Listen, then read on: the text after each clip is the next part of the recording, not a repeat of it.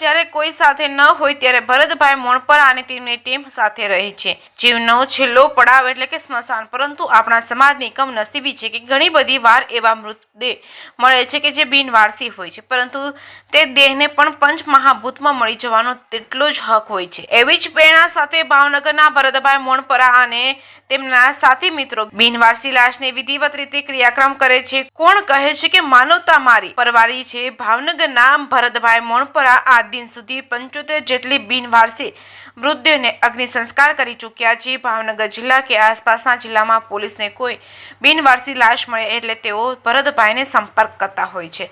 પોલીસની કાયદાકીય કાર્યવાહી પૂર્ણ થયા બાદ ભરતભાઈ મોણપરા, યોગેશભાઈ તેમજ તેમના સાથી મિત્રોના મૃતદેહને સ્મશાને લઈ જાય છે અને ફુલાર કરે છે। ચિતા ઉપર લઈને મૃતદેહનો વિધિવત અગ્નિ સંસ્કાર કરે છે। અત્યાર સુધી 75 થી વધુ બિનવારસી મૃતદેહના અગ્નિ સંસ્કાર કરી ચૂક્યા છે। કોરોના સમયની વાત જણાવતા ભરતભાઈ કહ્યું છે કે તે સમયમાં 50 થી વધુ મૃતદેહોને તેમણે અગ્નિદાહ આપ્યો હતો।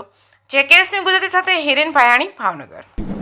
આ પ્રેરણા 2011માં ગઢડા તાલુકાના એક બેન ગુજરી ગયેલા અને ગઢડા તાલુકામાં એનું કોઈ હતું નહીં, એટલા માટે અમને એવું થયું કે આપણે આ અગ્નિ સંસ્કાર કરવા જોઈએ। એટલે ત્યાંની પોલીસ હતી અને ભાવનગર મહાનગરપાલિકામાં જો બોડી મળી હોય તો કોર્પોરેશનના કર્મચારીઓ અગ્નિ સંસ્કાર કરતા હોય છે, પણ જ્યારે જિલ્લામાંથી આવે ત્યારે એની બોડીને અગ્નિ સંસ્કાર નથી કરતા। એટલે ત્યારે મારી ઉપર ફોન આવ્યો કે ભરતભાઈ એક આવી રીતે વૃદ્ધ માજી ગુજરી ગયા છે અને કોઈ નથી। એટલે ત્યારે અમે સૌ પ્રથમ 2013માં અગ્નિ સંસ્કાર કર્યા।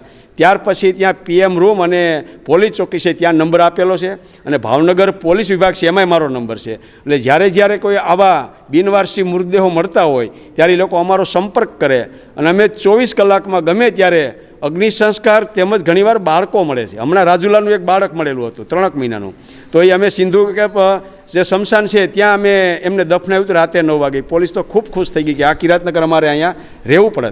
એટલે આવી રીતે અમને પ્રેરણા મળીને અત્યાર સુધીમાં અમે 75 થી 80 જેટલા આવા બિનવારસી મૃતદેહોના અગ્નિ સંસ્કાર કર્યા।